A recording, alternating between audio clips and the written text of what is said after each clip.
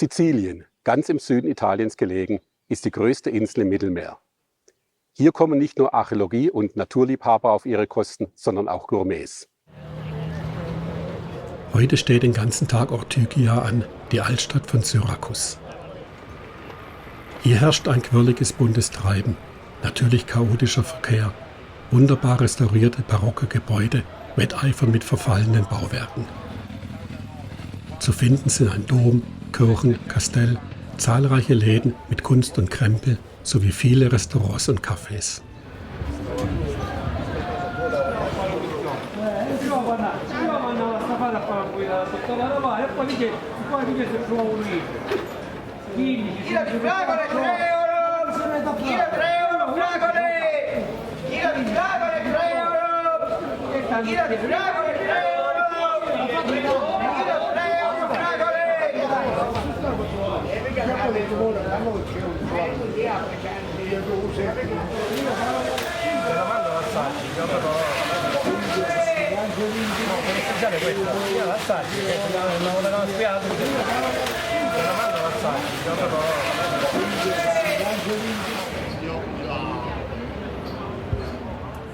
Mittendrin liegt ein großer Platz mit den Ruinen des dorischen Apollo-Tempel. Die Stadt ist eine griechische Gründung aus 733 v. Chr. Einer der berühmtesten antiken Bewohner war der griechische Mathematiker, Physiker und Ingenieur Archimedes. Er wurde 287 v. Chr. im damals griechischen Syrakus geboren und auch hier 212 v. Chr. durch einen römischen Legionär nach dem Fall der Stadt im Zweiten Punischen Krieg getötet.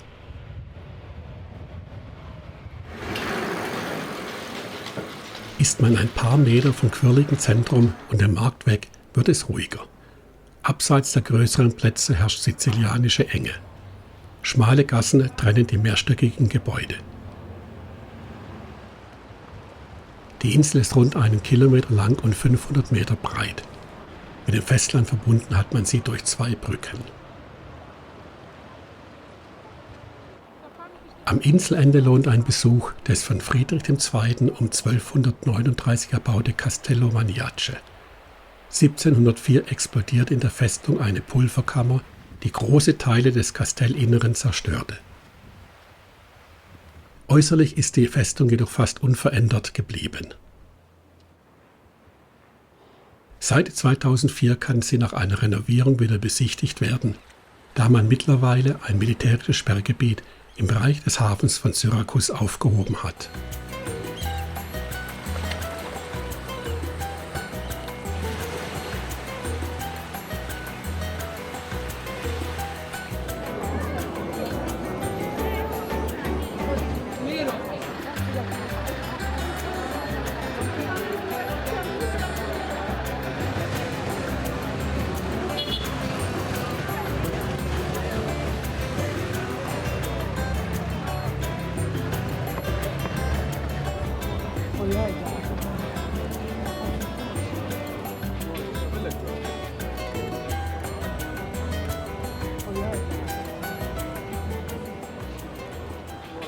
Nach dem Erdbeben von 1693 wurde die Stadt im Stil des Barock wieder aufgebaut.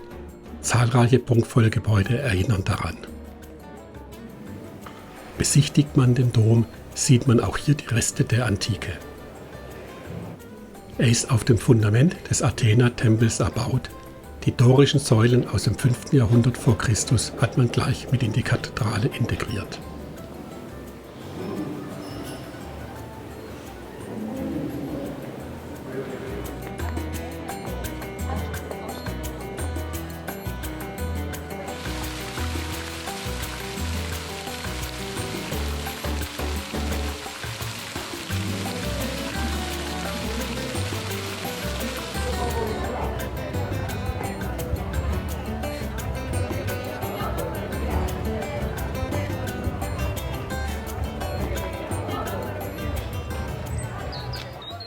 Später am Nachmittag geht es zum etwa 2 Kilometer entfernten archäologischen Park der Neapolis. Bekannt durch das Teatro Greco aus dem 5. Jahrhundert v. Chr. Mit einem Durchmesser von 140 Metern, einst eines der größten griechischen Theater. In hellenistischer Zeit wurden große Theateraufführungen, Tragödien und Komödien aufgeführt. Zu römischen Zeiten rüstete man das Areal für Gladiatorenkämpfe um. Zudem bauten die Römer ein weiteres Amphitheater in der Nähe. Damals konnte man Teile davon fluten, um neben Gladiatoren und Tierkämpfen auch Seeschlachten auszutragen. In dem weiträumigen Gelände vermutet man auch das Grab des Archimedes. Genaueres weiß man aber nicht. Beeindruckend ist der Latomia del Paradiso, der Steinbruch, aus dem Arbeiter den Kalkstein für den Bau des griechischen Theaters gewannen. Dazu gruben sie riesige Höhlen, schnitten den Kalkstein heraus.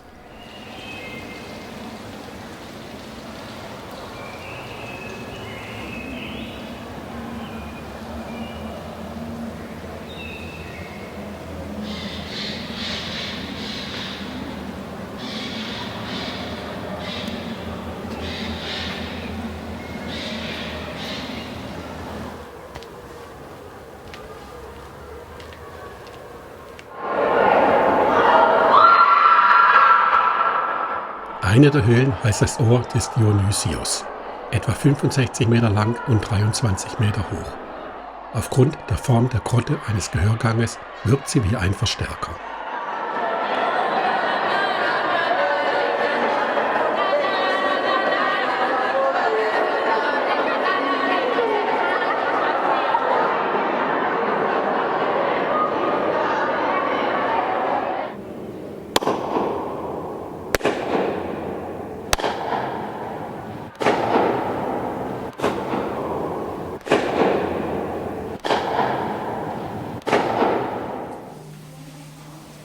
Einen Besuch wert ist das Archäologische Museum der Stadt. Dessen Sammlung gehört mit zu den umfangreichsten Europas, umfasst etwa 18.000 Exponate aus dem Ostteil Siziliens, von der Vor- und Frühgeschichte der Insel bis zur frühchristlichen Zeit.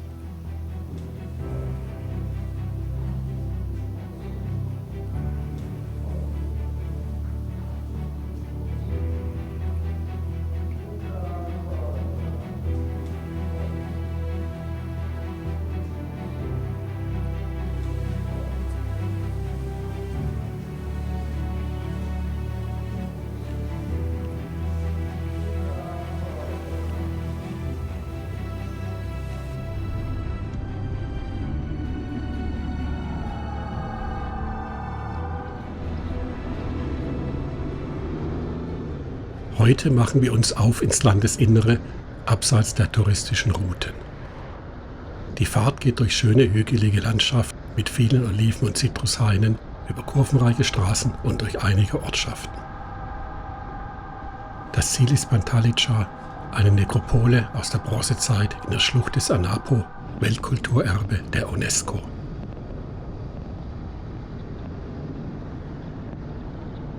Nicht leicht zu finden. Das Navi versagt, auch Google Maps. Nach etwa 60 Minuten Irrwegen finden wir eine kleine Hinweistafel und erreichen etwas später das Ziel. Mithin Siziliens größte Totenstadt aus dem 13. bis 10. Jahrhundert vor Christus.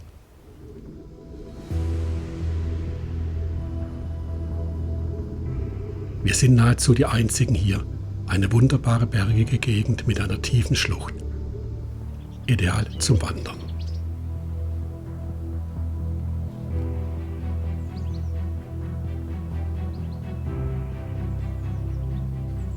In die steilen Kalksteinwände haben die Menschen vor über 3000 Jahren kleinere und größere Kammern geschlagen, in denen sie ihre Verblichenen beerdigten.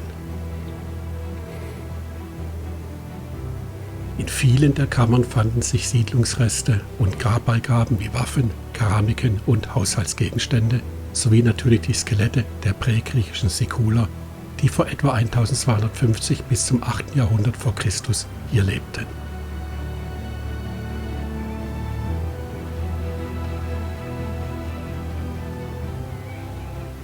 Insgesamt sollen sich in der Schlucht 5000 Kammergräber finden.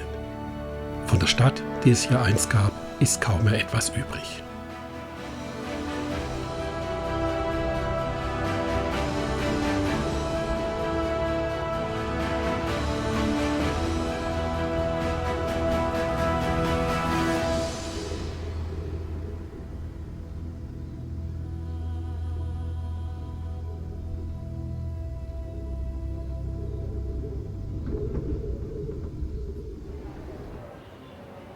Nahe Avola gelegen liegt eine, so sagt man, der schönsten barocken Städte Siziliens, Noto.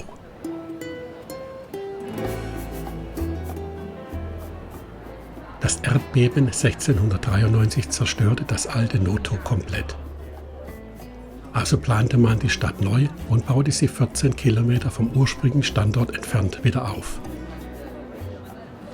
Bevor das Val di Noto 2002 als Weltkulturerbe der UNESCO geadelt wurde, war es weitestgehend unbekannt.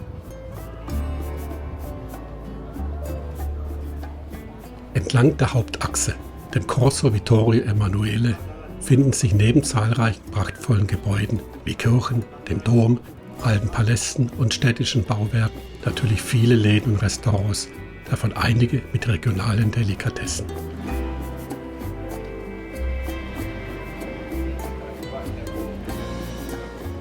Um die Mittagszeit ist wenig los. Erst am späteren Nachmittag erwacht die Stadt. Auch manche Promis haben Noto entdeckt. So sah man Giorgio Armani oder Julia Roberts hier bummeln.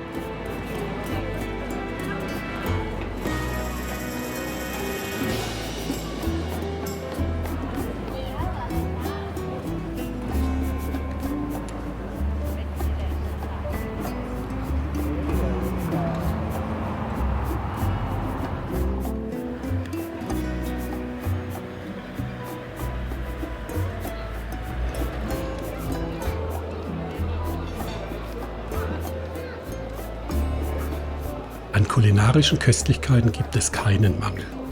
Seien es die typischen sizilianischen Cannoli und Cassatine aus Mandeln der umliegenden Haine. Oder Mustazzola, ein Honigteig gefüllt mit Feigen und Mandeln. Sicherlich schmackhaft ist auch die Safrantorte mit Bitterorange.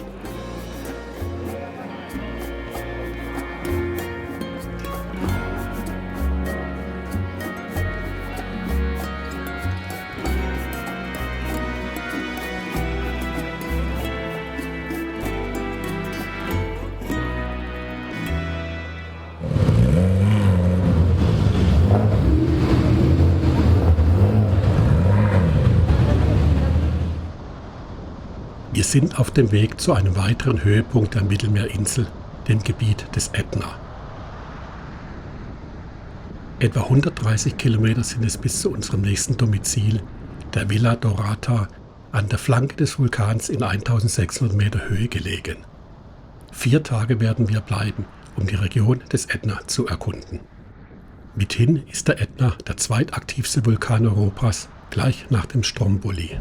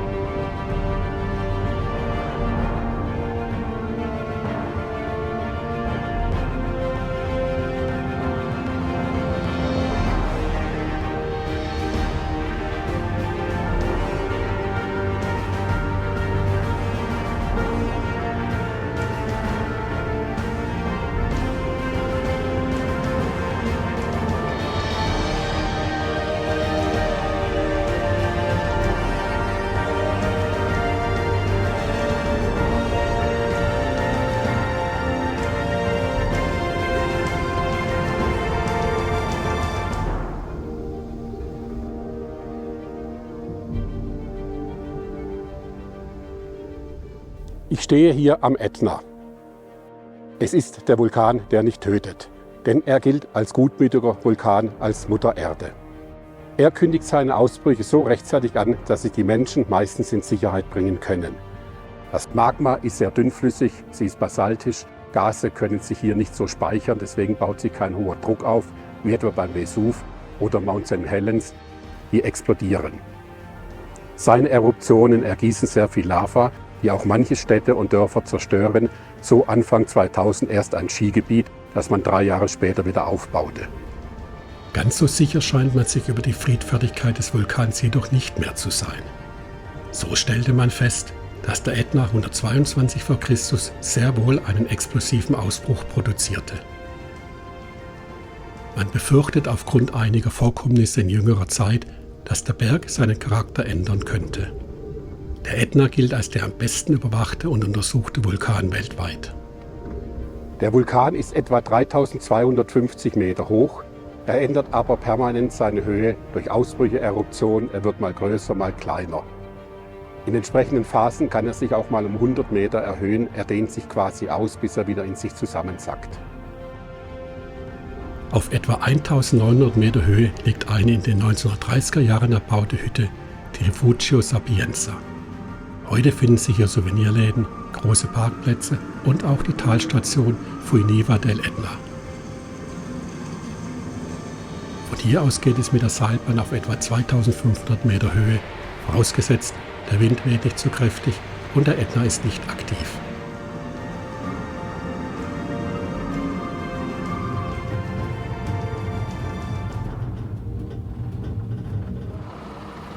Weitere 200 Höhenmeter überwinden geländegängige Busse.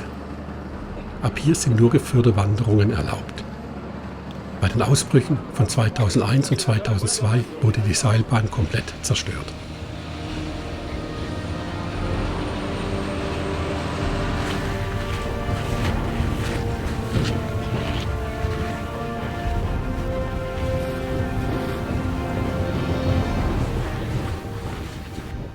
An der Ostseite des Berges findet sich das Valle de Bofe. Es entstand vor etwa 8000 Jahren, so fanden Forscher heraus, durch einen riesigen Bergrutsch an der Ostflanke. Das Volumen umfasste 20 bis 25 Kubikkilometer. Er löste einen riesigen Tsunami aus. Die Auswirkungen waren bis nach Griechenland zu spüren. Da nicht sehr viel los ist, dürfen den Weg zurück zur Bergstation zu Fuß machen, ohne Guide.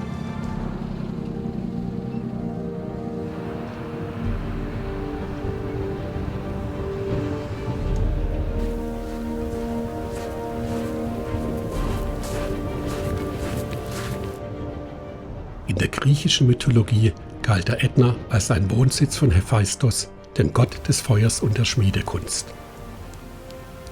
Als Ehemann der schönen Aphrodite leidete er unter Eifersuchtsanfällen. Vermutete Hephaistos, dass seine Gemahlin ihm untreu war, schürte er das Feuer der Schmieden so sehr, dass der Vulkan ausgebrochen ist. Geholfen haben ihm dabei die einäugigen Zyklopen.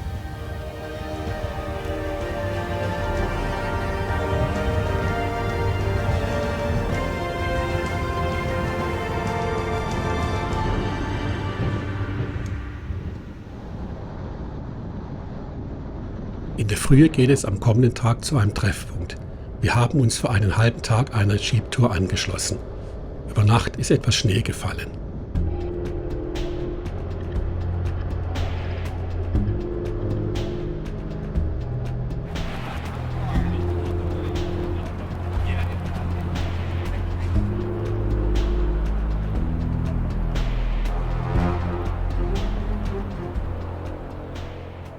Rings um den Ätna gibt es einige Lavahöhlen, die man besichtigen kann.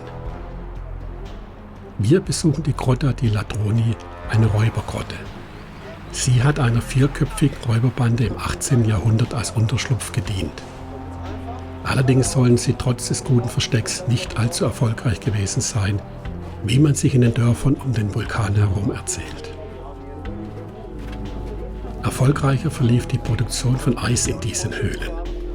Auch im Sommer ist es in diesen Grotten kühl, sodass sich der im Winter gefallene Schnee darin gut gehalten hat. Man drückte ihn in den Lavatunneln zusammen, dann gefror der Schnee durch Regen und Feuchtigkeit zu Eis. Das deckte man mit vulkanischem Sand ab, so ließ es sich das ganze Jahr über lagern. Für den Verkauf schnitt man das Eis in Blöcke und wickelte es in Farnblätter ein. Verpackt wurde es in Hanfsäcke und in ganz Sizilien verkauft. Als Luxusgut fand Eis vom Ätna sogar bis nach Malta.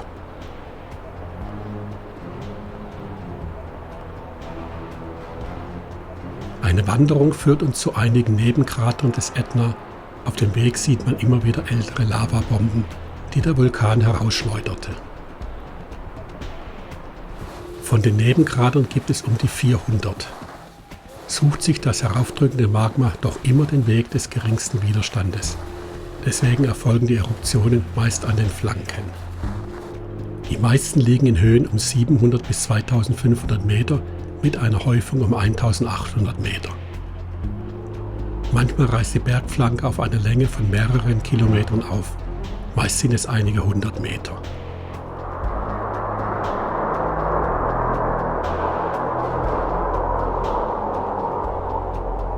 Hier am Vulkan bläst der Wind vom Meer her recht stark. Einzelne Böen erreichen bis zu 100 Stundenkilometer.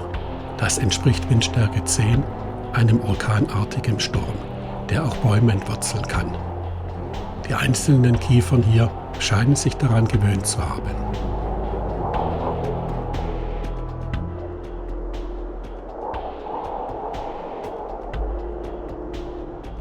Der Ätna sorgt durch seine Asche für sehr fruchtbare, mineralreiche Erde.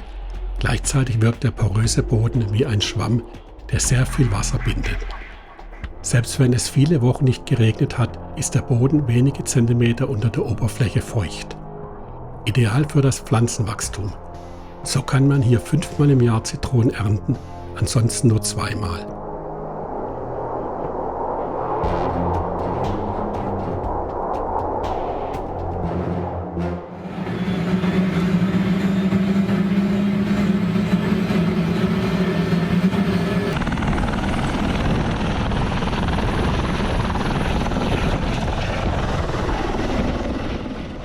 Am besten sind die Krater des Ätna von einem Helikopter aus zu sehen.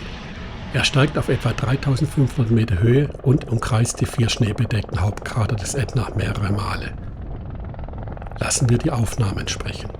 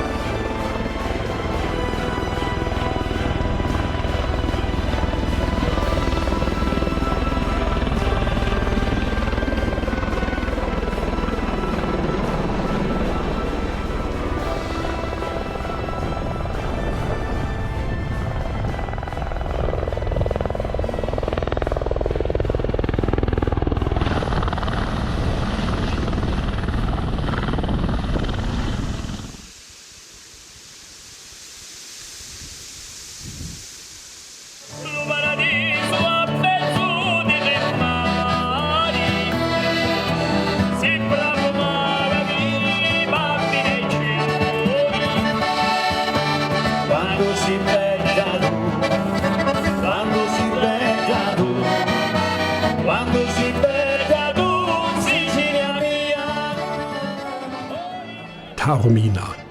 Unser Weg führt uns heute in eine Stadt, an der Sizilienreisende kaum vorbeikommen. Auch wenn der Ort inzwischen sehr touristisch geprägt ist. Es soll eine der schönsten Städte Siziliens sein. Belebte Plätze mit Cafés und Restaurants, enge Gassen, das alte römische Theater in traumhafter Lage, zahlreiche Geschäfte, von touristischer Massenware über regionale Lebensmittel, Kleider, Schuhe, Handwerk und was es sonst noch so gibt. Was hier in der Saison los ist, will man besser nicht erleben. Das Preisniveau in Taormina ist deutlich höher, als was wir bisher erlebt haben. Mit 50% Aufschlag muss man schon rechnen.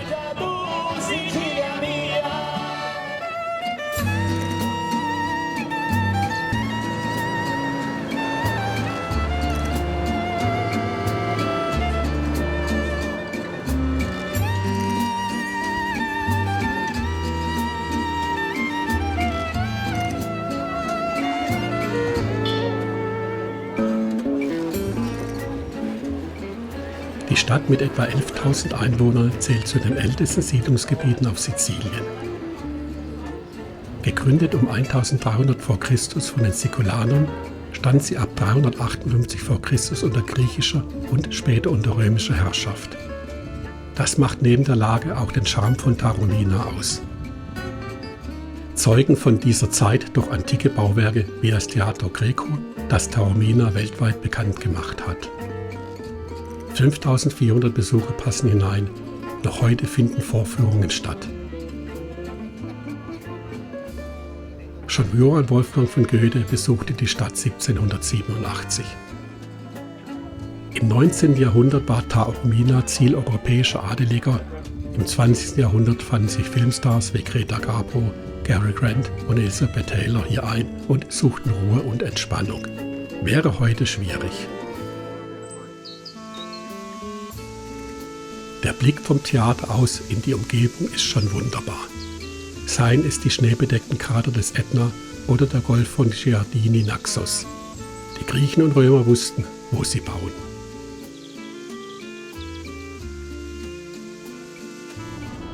Wir haben die Region des Ätna verlassen, sind rund 200 Kilometer nordwestlich in Cefalù gelandet.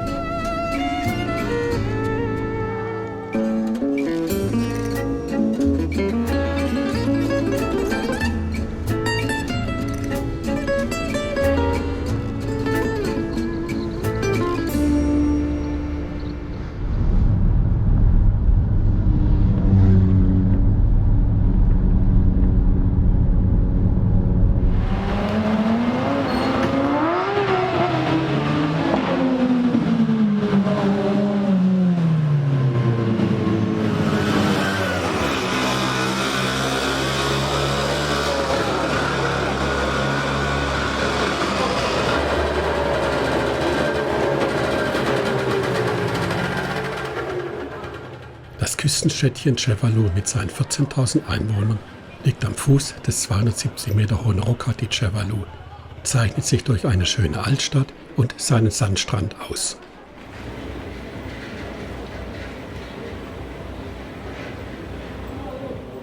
Zudem finden sich Kirchen, eine Kathedrale, archäologisches Museum und viele alte, interessante und weniger interessante Gemäuer.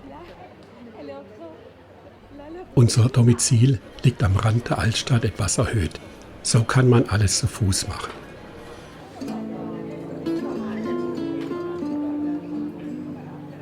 Gegründet hatten die Stadt die Griechen als Kepaloidion.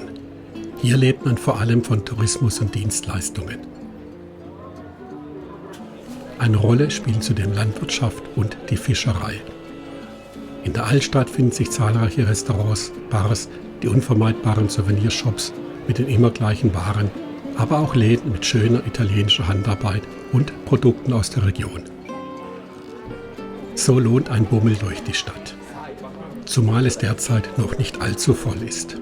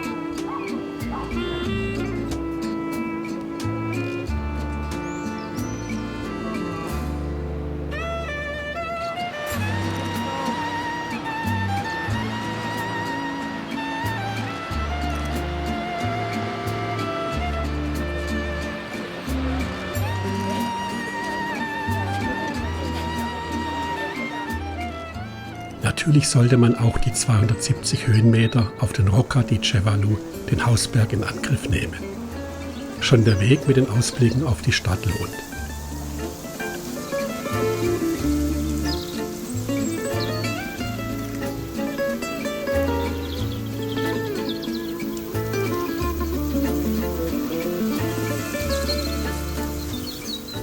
Oben finden sich die Reste einer alten Burg und auf halber Höhe der Diana-Tempel.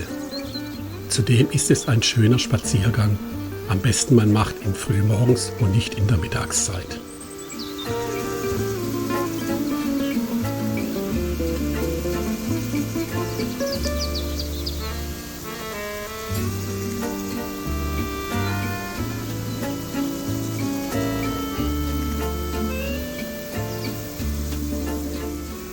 Die Burg stammt von den Byzantinern, die sich am Berg vor den Einfällen der Vandalen, Goten und Araber sicherer fühlten.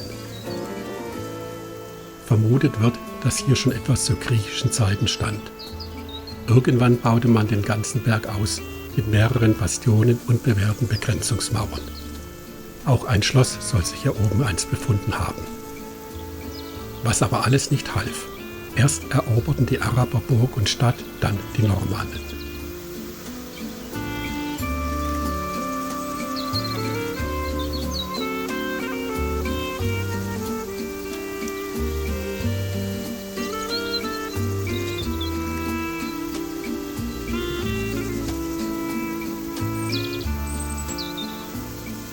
Auf halber Höhe finden sich die Ruinen eines megalithischen Baus, volkstümlich Tempel der Diana genannt. Hat aber nichts mit der Dame zu tun, der römischen Göttin der Jagd. Der Bau dürfte aus dem 9. bis 8. Jahrhundert vor Christi stammen, ist also viel zu alt. Es wird vermutet, dass das Gebäude von einer Kultur stammt, die älter als die hellenistische ist, dennoch über das Wissen für den Bau derartiger Bauwerke verfügte.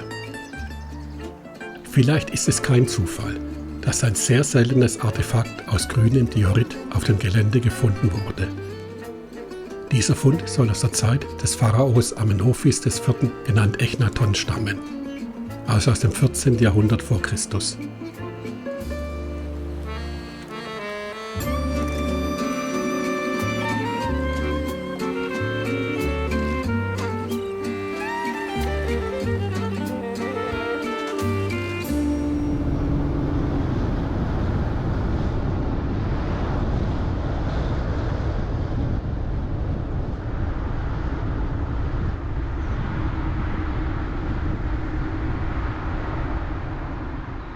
Wir machen uns auf in das Hinterland von Cefalù.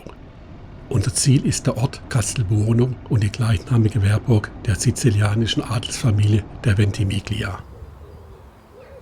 Heute findet sich in ihr das Stadtmuseum mit Werken der modernen und zeitgenössischen Kunst, eine Abteilung mit sakralen Artefakten sowie eine schöne Kapelle.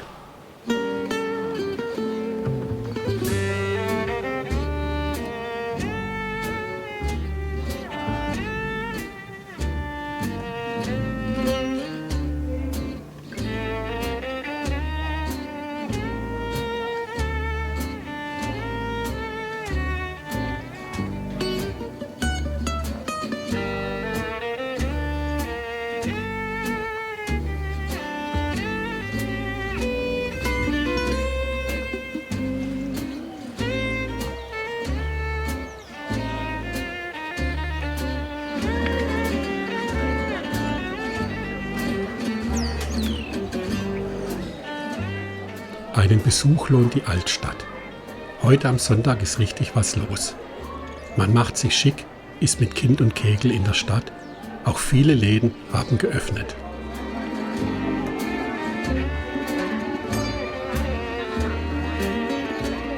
Es ist einiges los in dem Bergdorf. Kinder toben umher, die Sizilianer unterhalten sich lautstark und gestenreich. So wie ihre Mentalität eben ist. Was auffällt, das Preisniveau hier ist deutlich geringer, es ist keine touristische Gegend. Dennoch den Besuch allemal wert.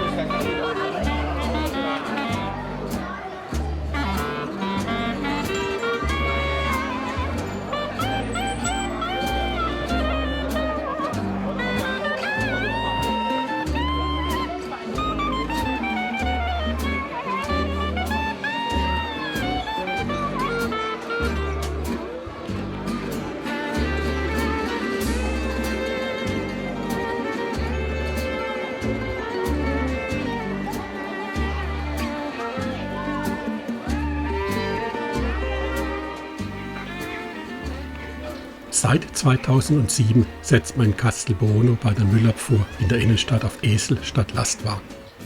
6 Esel ersetzen 4 davon.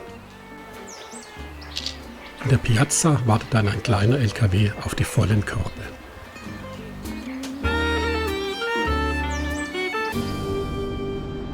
Weiter geht es in die Bergwelt auf bald 1800 Meter Höhe auf kurvenreichen Straßen durch einige heute fast ausgestorbene Ortschaften. Die Leute scheinen alle in Castelbuono zu sein. Die Straße ist irgendwann übersät von tiefen Schlaglöchern. Dafür gibt es kaum Verkehr. Im Winter dürfte das anders sein. Findet sich hier oben doch ein Skigebiet.